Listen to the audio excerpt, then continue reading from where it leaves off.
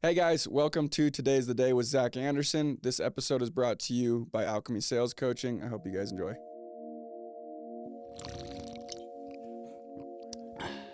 Hey, what's up, everybody? Welcome back to Today's the Day with Zack Andersen. What up, what up, what up? Welcome to Today's the Day. All right, what's up, everybody? Welcome to Today's the Day. Much love to everybody.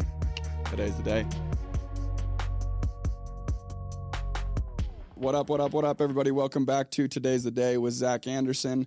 I'm excited for this episode for a different reason than most, which I'm going to dive into a little bit. But before we get into it at all, I want to say thank you very much, Justin. Thank you so much for coming out here. I appreciate you. I know it was a little bit of a journey, which we can talk about a little bit. So yeah, appreciate thank you, man. Appreciate you reaching out. So we have Justin Prince on today. For those of you guys that don't know who Justin Prince is, just a really quick bio, but we're going to get kind of into the weeds and figure out exactly who we're talking to. But where you sit right now, entrepreneur, you're an international speaker. You're actually in the area at an event speaking, so killing two birds with one stone, which is awesome. You started selling out of a mall kiosk, which we're going to go. This is what I'm excited to go and talk about. You had no college education. You since have built 4 different multi-million-dollar businesses that have generated over $2 billion in revenue to over 4 million customers, 4 kids, and absolutely crushing, dominating advisor for some big companies out here where I'm from. So super excited to dive into it, man. Thank you again for being here. I appreciate you big time. Yeah, brother. Appreciate it. Appreciate you guys reaching out. Love what you're up to, and excited to, be on and see if we can have a good time together. Thank you. Yeah, we're going to have a blast, man. So first and foremost, kind of the way that we do things, like rewinding, like you sitting here, you're an extremely impressive human, to say the least. I think we're going to go and get absolute nuggets of success, but I think just as important as all of that, and kind of what people look at and kind of categorize on a different level than them, right? I think it's fair to say a lot of times when people are in similar positions to you, they get looked at as like a different breed, or that they're just built different, right? And kind of what I've come to find that was one of the most impactful, powerful things I ever learned being surrounded by these people, is they just do things a little bit differently. They're not necessarily a totally different breed, but they do things, they're extra disciplined, and a lot of that stuff comes from growing up. So if we were to throw it way back and rewind, and I was getting to know you a little bit before we started recording, but just rewind, very beginning of you, right? What was life growing up? Where are you from? Yeah. What was your family dynamic? Catch us up to speed on that really quick. Yeah. So I'm from Sandy, Utah, just up the way here, and kind of a middle class America family. My dad was married, had 2 kids. So when I was born, my brother was 4, my sister was 5. And then I was my mom's oldest. They had 4 kids together. And then when I was 12, they ended up getting a divorce. And so I was the oldest at home with my mom. And so you kind of absorbed the role of man of the house. Yeah, so I come from my parents divorced, got remarried and divorced again. So you kind of absorbed man of the house, I assume. Yeah. Cool. Keep going. Sorry. Yeah, no, that's exactly what it was. You're the oldest at home. You're the man at home. And so I felt like a lot of the protective vibes of your mom and that whole thing, Yeah. And my mom's an amazing woman. And those were some lean years. We moved 13 times in the 7 years from 12 to 19. So we were just kind of bouncing around between the two homes. Yeah. And, I was into sports. I was always kind of an active kid. I was into sports. My basketball trajectory went from, I was like Shaq, then Charles Barkley, then Muggsy Bogues, all in the same career. So I was just a beast when I was like 12, and then everyone started growing, and I turned into Charles Barkley, and I was still kind of a beast. And then I turned into Muggsy Bogues. I was like, oh crap, I went the wrong direction in my athletic career. But played basketball, football, track, and then I used to box. Cool. And so a little bit of kind of competitive fighting, and so just always competitive and athletic. I think there's a lot of things that I think help shape. As you look back, help shape kind of your mindset and so on. But I think one of them for me, I was probably 8 years old, and I said something to my dad. I don't remember what it was that I said. I thought it was kind of just innocuous. I didn't think it was that big of a deal, but he grits his teeth. He goes, you think the world owes you something? I'm like, no, what's up? You're 8 years old. Yeah, dude, chill out, And he goes, you think because your last name is Prince, the world owes you something? He goes, no one owes you anything. He's like, if you're going to make something of your life, you got to go out there and you got to make it happen. He's like, no one owes you anything. And I think ridding yourself of all entitlement. Yeah. And I teach people now, it's like a pulley system. It's like, as you rid yourself of all entitlement, you, at the same time as you raise. Yep. You raise your personal responsibility, your personal accountability for your life. And that you don't play the victim card of all the challenges you've been through. Because you know how life is. Life's tough. There's the great play, Les Miserables. So Victor Hugo wrote the book Les Miserables, and Les Miserables in French means the miserables. And the reason that, 100 plus years later, everyone still reveres the play is because people can all relate to the misery or the struggle of life. Life's hard. Yeah. And it's really, really, really hard for a lot of people, And so you just want to rise above that stuff. Yeah. And not let that stuff be the stuff that defines you. You look at like how you overcame all the struggles. Yeah. And the person you chose to become, And so as I had that experience kind of growing up. What is your dad's background? I'm sorry to cut you off, but from professionally? Just in general, I mean, you're pretty intense to go at an 8-year-old like that, but the underlying message is like, hey, you control your destiny. Like there's nothing that's going to happen for you. It's all like you get to control it. Yeah. Like that's, I don't know. Like I'm curious. Yeah. His professional background's been in real estate. So when I was super young, he was selling homes, and then ultimately became a builder and then primarily a land developer. Cool. Over the last number of years. And that blood boiled pretty hot in kind of the Prince line.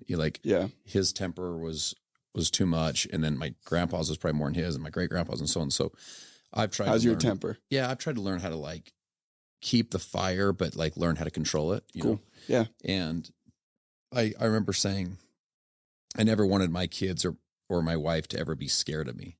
Yeah. Like there was times I was just like, this is too intense. It's just the fire was too burned too hot. Yeah. And so I've tried to learn how to like take that intensity and that fire and stuff and just control it and like channel it in a way more like healthy way, Which is probably a big reason why you've done what you've done. Yeah. I think so. Cause I am driven and I am competitive, Yeah. And I like to win. And I in fact, what's interesting? So there's a scene from the original Top Gun. This is like before your time, dude, but this is like OG Top Gun. They're in flight school, and the instructor asked Maverick, there's all these like, just like super competitive type A pilots, right? Fighter pilots. And the instructor says, you guys are all probably wondering who the best is, because they're all like sizing each other up. And it's so interesting. I can relate to that feeling of like, not necessarily sizing people up, but like if you get into an industry, or when I get into anything, even just subconsciously, I'm trying to figure out, how do you win? Exactly. Like, what are the rules? Who's the best? Who do you model? How do you win? Which is that's a very common, like I think about it all the time. That's such a common trait. And anyone listening, they've heard the Casey Baugh episode. Like one thing Casey Baugh early on, either a book he had me read or him telling me was like, anytime you walk into a room, you should like try and figure out how to become the number one in the room. Yeah. Like, and if you're not there, that's what you should work towards. Yeah. And then once you become number one in that room, find a new room. That's right. Right. So that's his mindset. This is my take. This is my guess. I could be wrong. Maybe everyone on the planet thinks that way. I think that's a different way to look at life. I think that's for sure. I think the way he thinks about it is different. Yeah, absolutely. And like almost subconsciously, I would think that, like, what's the rules? How do you win? What does winning look like? Who's the best? How do you model them? And I've tried to kind of be the best at whatever things I tried to do. Whatever you know? Yeah, absolutely. Whatever I tried to put my mind to, Why not? Okay, so then you get there, growing up through high school and everything like that, directly after high school. So you grew up kind of early then. Having to be like the man of the house grows you up whether you want it to or not, right? In certain ways. Yeah, for sure. Right? I would argue. And that was from seeing my older brother go through the same kind of thing. Like he absorbed that, and he handled it in certain ways. And then obviously everyone down the line in a split family handles things. So you had to grow up pretty early. So then what was your high school, what was high school you like? What was that, part of your life like? I was kind of joking about kind of joking because it's kind of true too, but the Muggsy Bogues, Shaq to Muggsy Bogues analogy. But like my 9th grade year, I went and played for the high school team. I ended up going to Compton High School, lived in Sandy. So I would like pack all this lunch. My mom would help me pack this big lunch, and I'd go to school until like the end of the day period was. Mm-hmm. And I'd go get on a bus and drive the bus all the way to Compton High School. Yeah. And I'd practice with both the sophomore and JV team for the next, whatever that was, 4 hours or 5 hours. Yeah. And then that night come home. And so, you're just this like, you're a ninth grader. You're like, the reason you have to pack the lunch is because these were long days. Like you're at school early in the morning and then you're like to like all the way through school and then it's like a 10-hour day and then two full practices, Yeah. Yeah. And, so sports I think was a big kind of thing. So I went through high school and, it's so interesting. I have probably one regret. I don't have a ton of regrets. Like life just kind of has happened how it happened. Yeah. My ninth grade or my senior year, pardon me. I was really good at basketball when I was young, and then I started like filling out more. Mm-hmm. I was like, maybe I was born to play football versus basketball. Like I'm more of like a football build than a basketball build. Yeah. So went and played football my junior year, and then my senior year played football, and then went and made the team again for basketball. Mm-hmm. And then the coach pulls me and another guy in. He goes, "Hey, listen, you guys are on the team. You made it." He goes, "But you're probably not going to get a ton of playing time because the two guards were my two best friends. It was Josh, Justin, and Jake. We were like the three J's."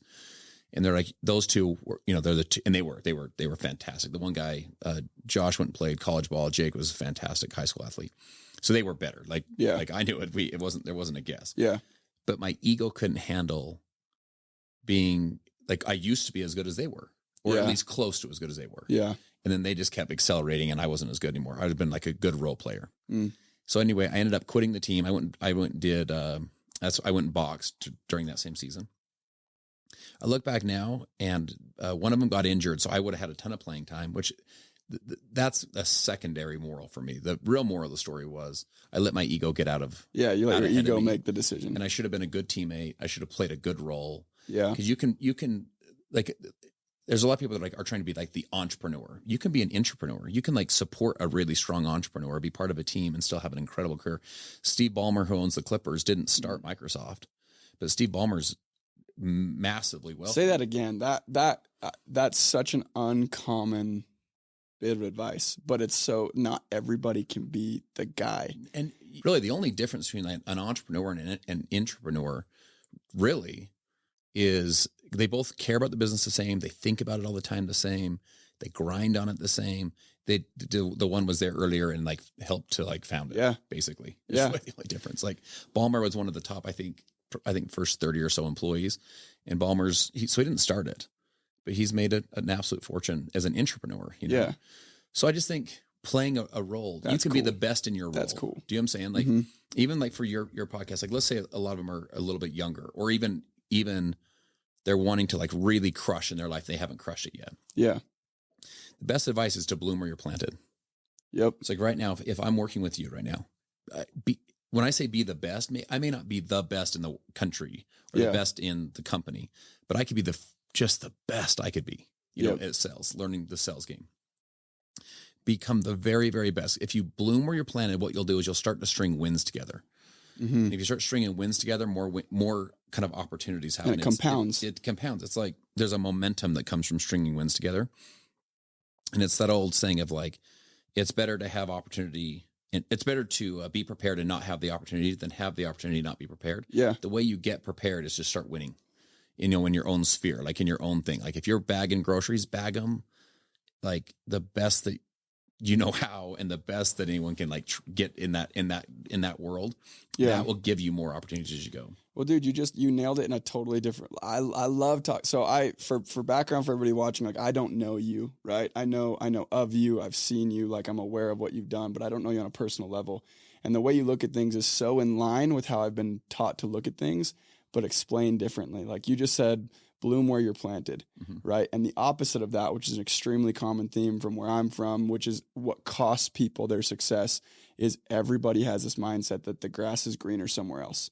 And that's the opposite of blooming where you're planted, right? That's finding the next shiny object that just leads you down a trail of years of wasting time to the point that you can't string together those wins you're talking about and have a compound effect of it. Like that's, I hope you guys are enjoying this episode so far. It was brought to you by Alchemy Sales Coaching. Now, I typically don't run ads, but I feel very strongly about Alchemy Sales Coaching. I started doing one-on-one coaching with Doug back in 2019. And since then, I have gone and not only blown up in my career and my earnings, but it's really helped me through just the ups and downs of life. Now, the reason I feel so strongly about Alchemy is because it's a group of individuals not only focusing on furthering their sales career, but they're diving deep into inner work, and becoming the best version of yourself so you can show up and be the best version of yourself. Not only that, if you have any interest in doing any one-on-one coaching with me, I exclusively do all of my one-on-one coaching through ALCHEMY. So for full access to me, go and check out ALCHEMY. I think you'll absolutely love it. It's alchemysalescoaching.com. We will also go and post the links in our bio and on stories, etc. So go check it out. Yeah, I mean, listen, like so Casey Ball, I don't know Casey. Yeah. I know who Casey is. My guess is he probably knows who I am, but we don't know each other personally. Yeah. Well. Casey's a great example of an entrepreneur. You know, he didn't found it, but he like helped to create it. Mm-hmm. It's made a great living doing that in the security world. Yep. But he's another great example of blooming where you're planted, blooming where you're planted. Exactly. And then those wins start stringing wins together. Exactly. And all the other things you work on. So you want to maximize your potential with where you're at. That's the best way to find better opportunities, is to become indispensable, like irreplaceable in your current job. Like if you're working for a company, you're so good they couldn't get rid of you. Exactly. And that's the way that you find better opportunities. Exactly, because then you're sought after. Yeah. Right, rather than you seeking after other opportunities. I love that. It's a really cool way to look at it, and it's super new. So through high school, your one regret is letting your ego go and letting your ego go and help you make a decision. I should have been a great teammate. I should have been I literally, this is so stupid, but I had like nightmares. I thought about it for years. Yeah. It's the stupidest thing. I was like, I should have been a great teammate. I should have added value to the team, and I should have kept that commitment. I made the team. I should have followed through. Like I broke some of those like core values, those core identity values that you would have. But on that was not awesome. On that, from outsider's perspective, and obviously I wasn't there, and I didn't have these nightmares about it. But like, you made that decision for a high school basketball team, and because of that, it's so deeply rooted in you now. You're probably so much more aware of your ego when you're making decisions. That could have been such a catastrophic decision down the road in your professional career that cost you way more than just that lost sleep. So maybe it actually, looking for the silver lining in it, maybe it went and like happened for you in a way. Yeah, there's a formula I try and live by. It's what I call E plus R equals O. So it's just a simple math equation, right? It's event plus response equals outcome. So the first thing you learn is that the event doesn't equal the outcome. Mm-hmm. So we're not victims to the events of our life. We're victors to our response. It's the E plus the R that equals the O. Mm-hmm. And then the second kind of lesson I think you can learn is the R is not react. The R is respond. It's how do you choose to respond in your life versus react to your life. Yeah. And then the last one is that your R creates an E for others. Mm-hmm. So your response creates an event for other people. So the way that you choose to show up and respond to things will create events for other people, hopefully a positive, possibly a negative. Yeah. And so, I look at that now, like those were the events, I get to choose my response now. Yeah. And it creates the outcome moving forward. But just thinking back on that, like that I couldn't accept the role at that point was what I look back and I'm like, man, what was my problem? Yeah, no, that's so cool. That formula is gold. There's one part on that I want you to dive in on, because I just recently went and like explicitly learned how to differentiate respond and react. Right. And a lot of people I think confuse that. And I, for a long time, I confused reacting with responding. What's the difference between reacting and responding? Because you touched on that a little bit, but what would you say? So let me say this, just from a pure like a biological perspective.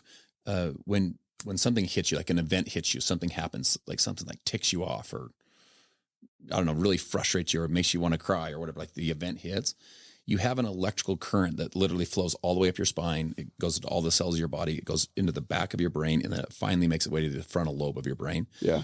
So that's why you'll literally, I don't know if you've ever had this happen where like you like the way you just react, and then later you're like, my bad, guys. Like, sorry about that. I shouldn't, it wasn't like you're apologizing later because you're like, that was not, what was I doing? Like, why was I acting like that? Yep. That's the reaction, just that instant reaction. If you'll like press pause, take a deep breath, for example, kind of gather your thoughts, it gives that electrical current time to go all the way through like the cells of your body to the back of your brain, all the way to the frontal lobe. The frontal lobe's like your logical part of your brain. Yep. You can like think of like, how do I want to choose to show up? Yeah. Like, how do I want to choose to respond to this? Yeah. And so a response is something that you're consciously choosing versus the reaction is just like, boom, it happens. And like, you literally just instantly react versus like, I'm going to choose my response. I'm going to show up with like a lot of intention. Yep. I love that. And I learned that was explained perfectly and even better than I probably could have hoped to, but that's exactly like learning that if you can handle yourself in a manner where you can show up and choose how you want to respond to things, that's when you go and kind of start shaping your life exactly how you want. So that was a really cool principle I learned super recently. So I'm glad you touched on that. So then out of high school, right? This is where your story to me gets super like interesting and like inspiring, honestly, like truthfully very inspiring. So straight out of high school, then what? Then where did you go? Did you get into college? What was your situation? So right after high school, I went on a 2-year mission, right? And went and lived in Mississippi, Louisiana, and had an amazing experience in the South. I love the Southern states. Where at? I lived in a place called Petal, Mississippi. And it's across the bridge from Hattiesburg. I lived down in a place called South Jackson. So Jack, that's like my spot. The reason I asked is Louisiana. Yeah. So Louisiana and Mississippi were 2 of my first years doing this job. Northern Mississippi, got down into Jackson. Yeah. Right. I worked all over Horn Lake up in Memphis, Tennessee, and then Louisiana as well. Yeah. I like that's my. I was more northern Louisiana. Yep. And love the South. The Mississippi is like the lowest, unfortunately, in all the good categories and the highest in all the bad. Like they're like the lowest in education, like the highest in poverty, for example. It's like not an awesome. There's the best people in the world, though. Oh, for sure. Like the best people in the world. The Southern people, exactly. Like Southern hospitality is a real thing. So real. That's awesome. Sorry, that was a total side note. No, and that was a great experience.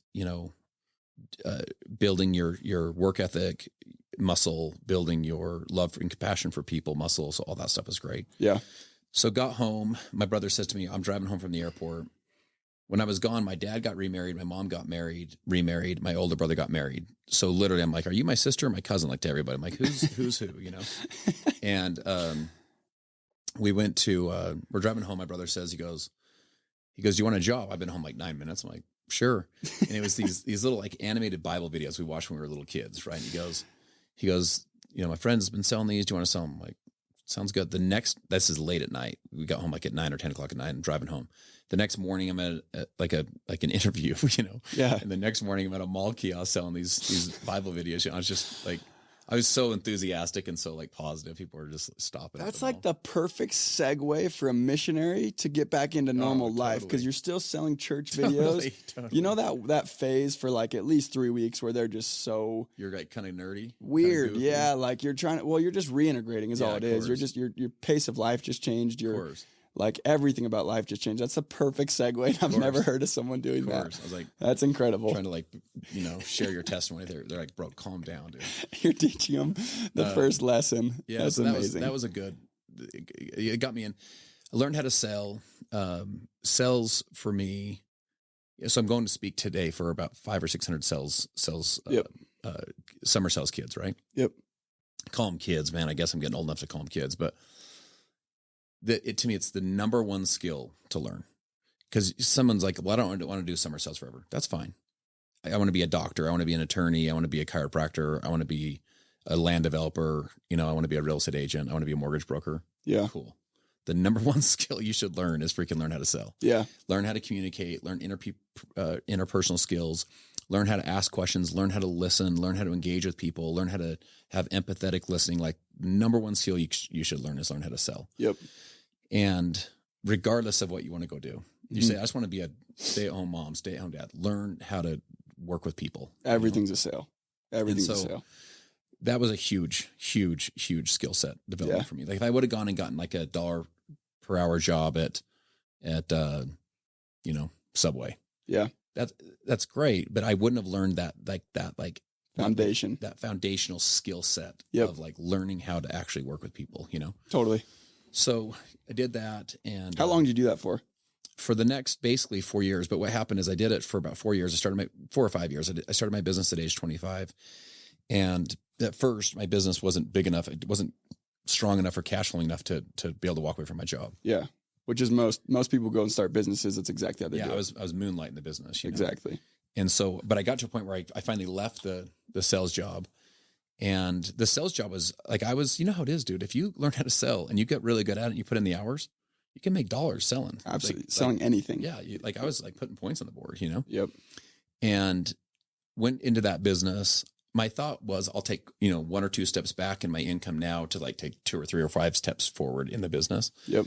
So like right as I transitioned from like part-time to full-time, I was grinding the company we were distributing their products for is nutritional products. The company itself went out of business. It was just like this really awkward time. So like I was below zero financially, back on credit cards, back on taxes. I'd kind of burned through the savings I'd built in my sales career. I was just like, gosh dang. And so I ended up starting another business. I now had 2 little babies.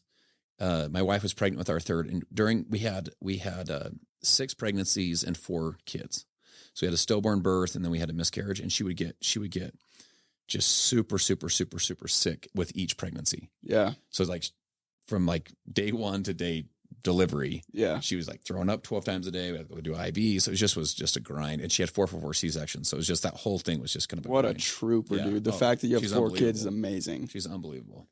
What's your wife's name? Her name is Missy. Shout out Missy. Yeah. That's amazing. No, she's the real star of the show in our family for sure.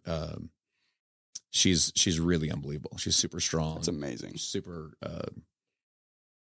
just massively loyal, and she believed in me more than I believed in me a lot of those years. She's like, yo, you got this, you make it happen. So we're below zero financially, moving into the loft above my wife's parents' garage.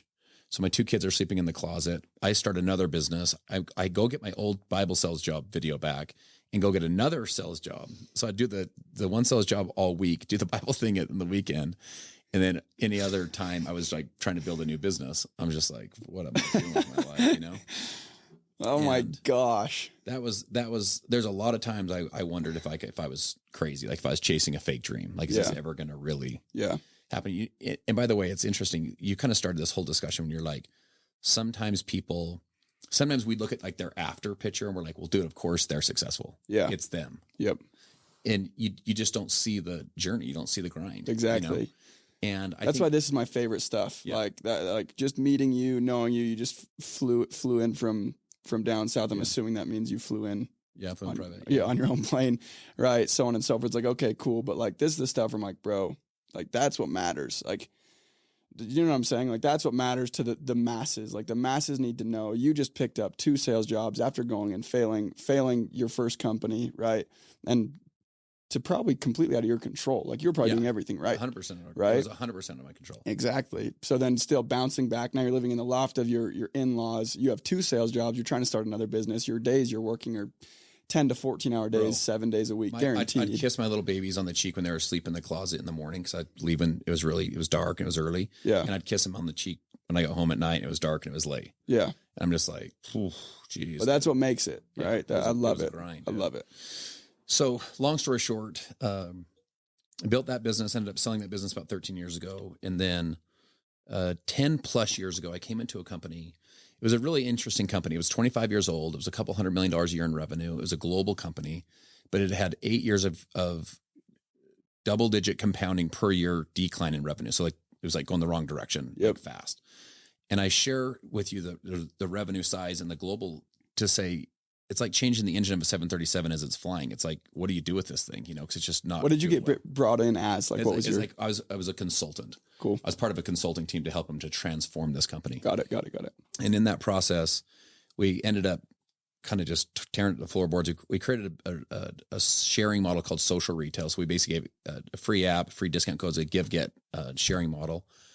And we launched a company called Modere, and we were basically, it was a company designed for everyday entrepreneurs. So to like help create opportunity for people by helping them it was almost like one of the original like affiliate marketing, but on steroids kind of models.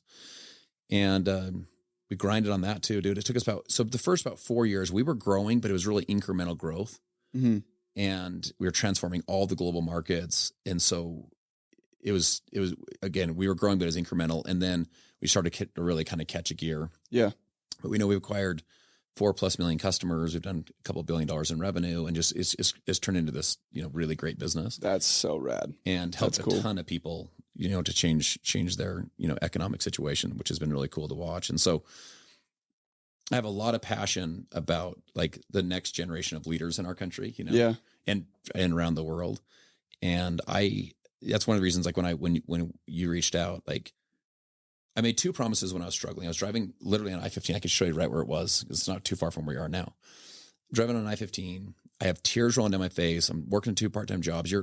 Anyone that is in really tough financial situation right now, they'll relate to what I'm about to say. You feel the pressure all the time. It never goes away. Like every time you swallow when you can't pay your bills or you're like have the crush of debt, you like feel the swallow. It's like a gulp. It's tight. It sits on your chest. You can just like every breath. So I'm driving on the freeway and I'm basically like at my wit's end. I'm just like, gosh dang, and I'm having like this conversation with myself, but I really started having this conversation with God. I was like, had tears rolling down my face like this. I was like, listen, if I ever become successful, I'm like, I promise I won't forget what it feels like to struggle. Like I won't forget these emotions. I won't forget where I remember I took my wife on an anniversary date. It was like to lunch. That was the date. Like we didn't like go on a weekend. We didn't go on a trip. We didn't like go to dinner. We went to lunch. I was just like, freak, dude. I won't forget what this feels like to struggle. Number one, because sometimes the time and distance, it's been so long, you can kind of do what you want to do. You kind of can't relate to it anymore. Relate as much, right? Yeah. And the second thing is I said, if I ever become successful, I promise I'll like help as many other people achieve their dreams and achieve their goals as I possibly can.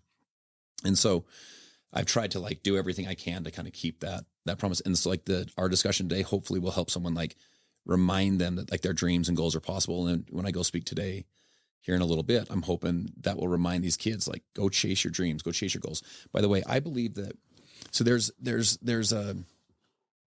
I believe that all this dream stuff, these goals, I think this stuff is planted. Mm-hmm. I don't think this stuff's on accident.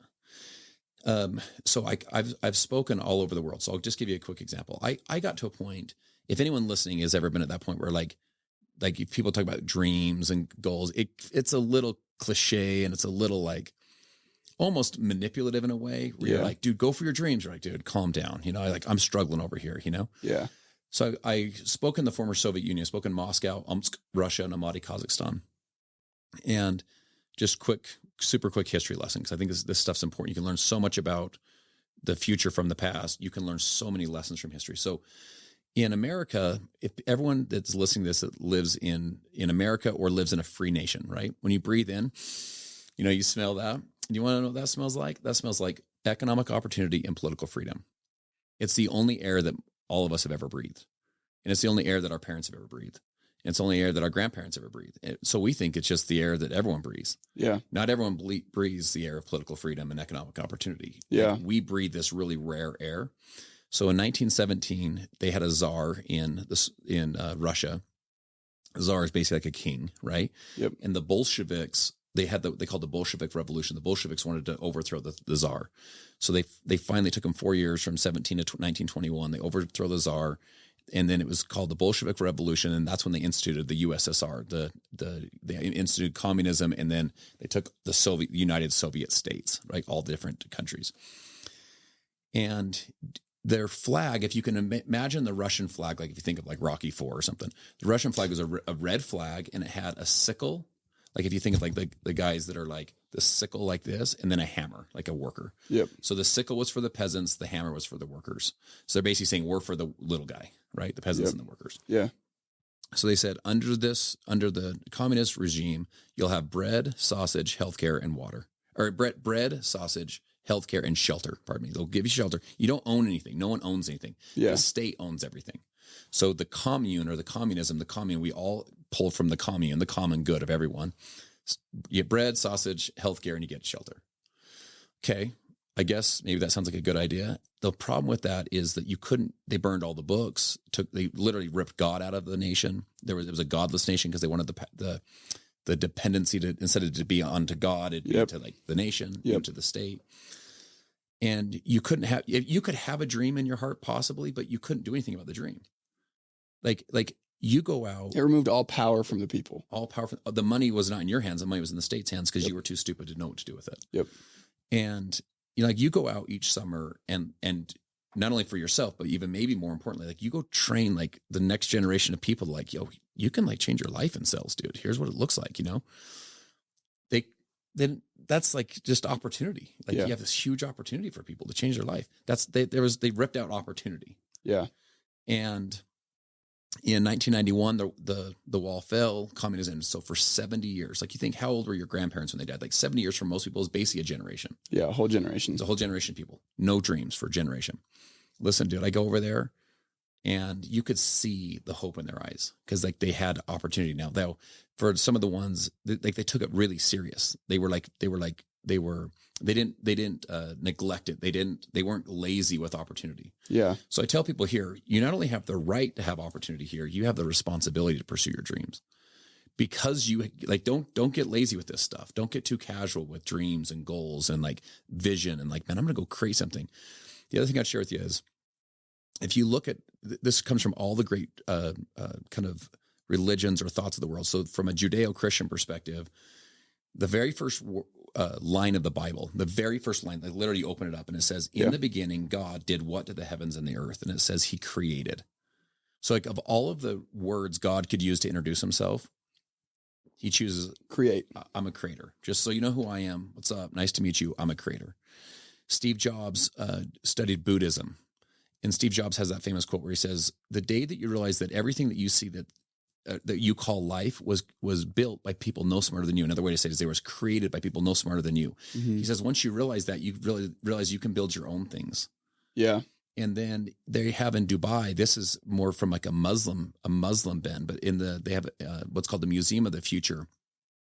And it's this crazy, awesome structure, but it's written in Aramaic. There's these words around it in Aramaic. And they say, we may not live for thousands of years, but the products of our creation will. And it says you can, in essence, it says you can go create your own future. You can, the future belongs to those that plan it, design it, and execute it. Yep.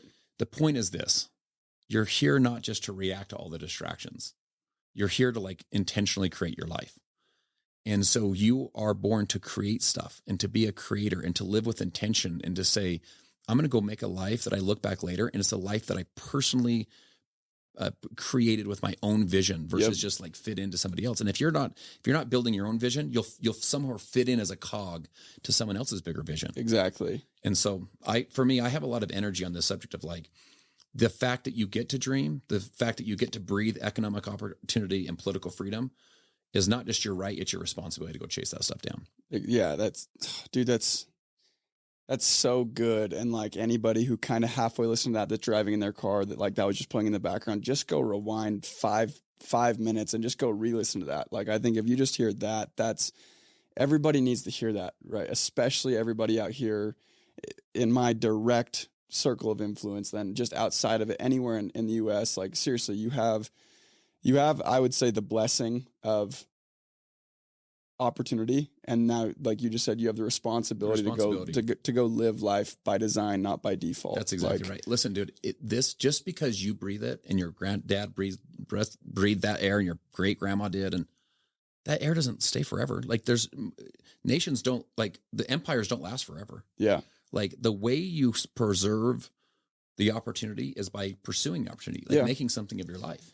So I have a question for you, like on that topic, and this don't want to go get political or anything like that with it, but like, have you noticed? So you said like one of your driving forces or one of your reasons now is to go and help the future leaders go and see life the way that it should be seen, right? And for me, it's terrifying seeing, because I work with a lot of young people and younger than me, and I'm really young obviously as well, and I'm surrounded by young people and this next generation of people, and it's a super common trend to be extremely ungrateful for what we have, and almost like again, for me personally, like I've come from very unopportune situations, and I feel like I've gone and I'm doing my best to go and live my life by design, not by default. And nothing bothers me more or makes me like immediately lose respect for someone when they can't go and show gratitude for what we have. Obviously, what we have is not perfect.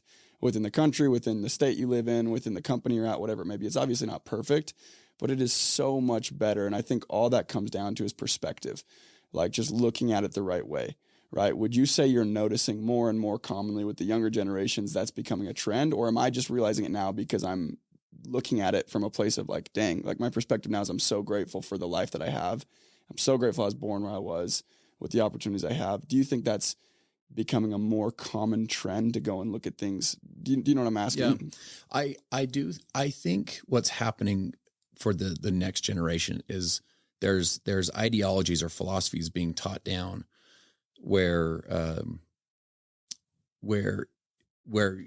it's better to be a victim, and it's better because it's like my victimness. And by the way, I'm not even saying that they're not, in some cases, like they were a victim of a situation. Yeah. But like they own that as like, that's the reason why I am where I am. So listen, your reasons are interesting because there's always reasons to quit and there's always reasons to keep going, and the reasons you choose will define you. So there's always things you look at. You don't see the world as the world is, you see the world as you are. So Wayne Dyer says, if you change the way you look at things, the things you look at change. Yeah. Like you see the rose, I see the thorn. Yeah. We're looking at the same thing. Yep. But you focused on the rose, I focused on thorn. University of Pennsylvania did a study, 22-year study, 350,000 people, spent millions of dollars on it. And they said that over time, a thinking pattern began to emerge that they said was predictive of success. Wouldn't you want to know if there was a thinking pattern that we could like start to think about that was predictive of success? Absolutely. Right? They said what it was optimism. Optimism was the thinking pattern that began to emerge with all the successful people. Like they could like study the thinking pattern. They were all optimistic. They were positive most of the time. They looked for the rose most of the time. Yeah. It rained outside and they were somehow grateful for the moisture versus being ticked off that it was raining. Like the father has two sons. The father's on drugs, in and out of prison. The one son's in and out of prison on drugs, blames the father. The other son's never touched drugs, lives a great life, never had any trouble with the law, blames the father. Exactly. The father didn't change. They just chose to look at things differently. Yeah. That study also said that there was two characteristics of optimistic people. The first one they said is they had unrealistic expectations that they were going to be successful. I think the way they word that to me is like such an academic way of wording it, because they studied it for 22 years. I can imagine this academic person being like they talk to someone like you. You're like, I'm going to go do this with my life. I'm going to go create this life. They're like, unrealistic. There's no way you could do this. Yep. But the optimist is like, watch this, dude. I'm going to go make it happen. Yeah. The second thing is they said that the optimist tried new things until they succeeded. So in other words, they just like, this goes back to like the mindset, right? Like, that didn't work. I didn't go over the wall. I'll go around it to the right. That doesn't work. I'll go around to the left. I'll go under it. Yep. Doesn't work. I'll freaking just go through it. Like I'll find the weakest spot and I'll go. That's just like what optimistic people do. Let's go figure stuff out. You know? And so that's the mindset. Like I look at this next generation and I'm like, don't own your victimhood as your identity. Yeah. Your identity is like this personal ownership. Like I'm going to own my life. I'm going to create my life, and I'm not going to like fall into this thing of like I would be successful except this happened. I would be this, but that happened, and blame it and let that be the reason of why you did it. Because there's always reasons to quit, always reasons to keep going, and the reasons that you choose will define you. I love that. And like at the very beginning of that, I think something really important you did to show like you're obviously not ignorant, like in no way, shape, or form. Because like people have been victims of situations, right? But they don't let that go and define them, right? And then I mean, you just dropped like 7 nuggets throughout that. But another really cool one that I haven't heard in a very, very long time is people can have reasons, and how you choose to use those reasons. That's what defines you. Like you can choose your reasons to quit or choose your reasons to keep going. And like a one-liner that's huge within my group specifically, because in my career I was terrible. And like when you talk about going around the wall, through the wall, over wall, that was me. Like I was awful, and I thought I was doing everything I could. But a very, very common like one-liner that's just so ingrained in me is you just cannot beat someone who doesn't quit. Even if you start out 100 yards ahead of me, if I don't stop, you're going to stop eventually. And if I genuinely don't stop, it's like, it's Will Smith. If he gets on a treadmill with you, he's going to either die or last longer than you. And like, that's one of my favorite. Think of it this way, bro. The word until will guarantee your success. The word until will guarantee your success. The second trait that they found about optimistic people was that they've tried new things until they became successful. So Og Mandino wrote the book called The Greatest Salesman in the World. There are these ancient scrolls, and the third one says, I will persist until I succeed, right? So think of it this way. If I had a quarter, and let's just say we did a math, like an equation, right? Here's the deal. I'm going to flip the quarter and catch it and land 10 heads in a row. What are the odds I can land 10 heads in a row? Very close to zero. Okay. I'll say that. 0.000 something, right? It's very close Someone to zero. might say 50-50 because their head's still, yeah, but remember 10 heads in a row, right? You're like, freak, maybe not. Maybe it's 1 out of 10. Maybe it's, to your point something. Yep. Do you want to know what the odds are? 100% for sure guaranteed. Why? Because I didn't limit how many times you can flip the quarter. You can flip the quarter until you land the 10 heads in a row. So what are the odds you're going to land them? Well, they're 100%. It might take 4 years, but it'll happen. That's exactly right. That's gold. I've never, ever, ever heard that. That's gold. I love that. Yeah. So how many doors can you knock on? Like, are you limited? Like, did you get 20 doors? Make sure they're freaking good 20 doors. No, you can knock doors until you like talk to the people you're looking to talk to. Like you can, how many like presentations can you give? How many times can you like go through the cycle of like resolving the concern? Like you can do it until you figure it out. Exactly. The point I'm making is we create our own limitations. So interesting. You probably heard this study. I didn't know the second part of this study until recently. You've heard this study on fleas. If you put fleas in a little jar, a flea can jump 4 feet up in the air. But if you put them in a little jar and put a lid on it, after 3 hours, the fleas will jump to the top of the lid.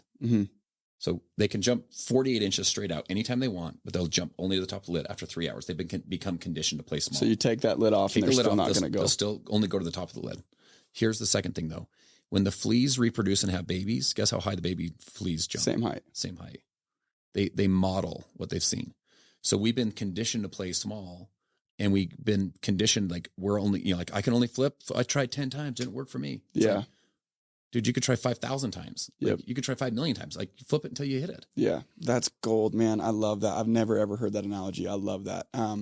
Dude, time flies by. I want to be super respectful of your time. I appreciate you coming out. Very last thing to kind of close it out. And we've been touching on it the entire time, which is, it shows that I think we're looking for the right people to come on here. So the name of the show is Today's the Day, right? And the reason behind that, and kind of very, very quick summary of that, is it's early on. I think I know I was really lucky to have certain people that taught me to look at life in a certain way.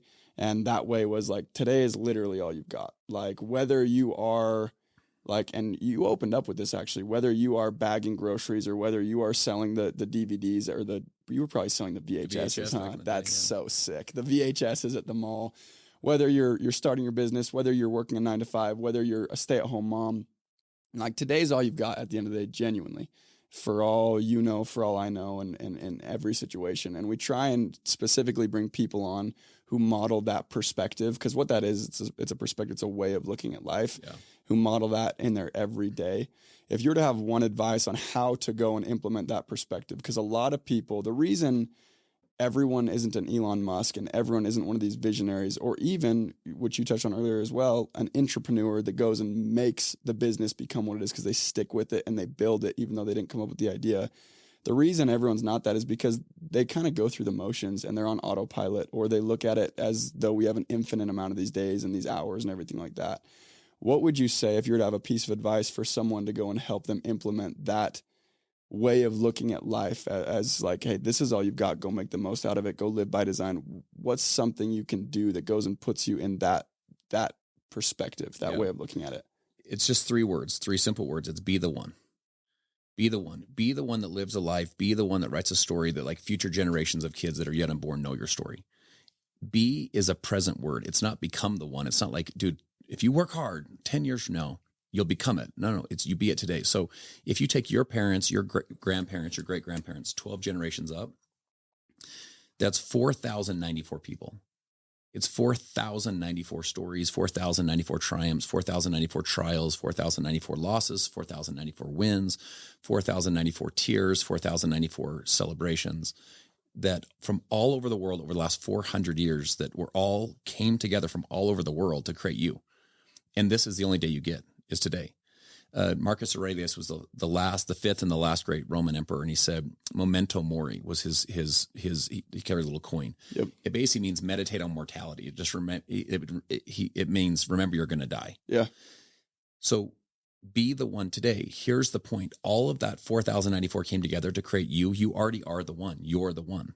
So if you're the one, you want to go be that one today. Go be the one today. What would the one show up like today? Like what kind of passion would they live with today? Like what kind of fire, intensity, drive, dreams. How would they, like, wouldn't give their kids a side hug. They give them like a 30-second hug. They tell their spouse they love them. They'd tell the people they work with, like, yo, let's go make this thing happen today. If we're going to be going doing this, let's go do it. And let's do it with intensity and focus, and let's serve the customers at a high level. Like, go be that one today. And then if you get tomorrow, go do be the one tomorrow, Go do it again. No, dude, Justin, again, thank you so much for coming out. I appreciate you big time. And then thank you. Just thank you. That's all I can really say. Appreciate it. Thank you guys for watching. Until next time, much love. Thank you guys so much for tuning in today. As always, it was a blast for me. I hope you got something out of this. If you got something out of this video of value, share this with a friend, and please go show your love. We're on all streaming platforms, including YouTube, Spotify, and Apple. Any ratings, comments, likes, shares, they go a very long way, and they make it so I can keep doing these things for you, and I would appreciate it greatly. So please go share with a friend. Until next time.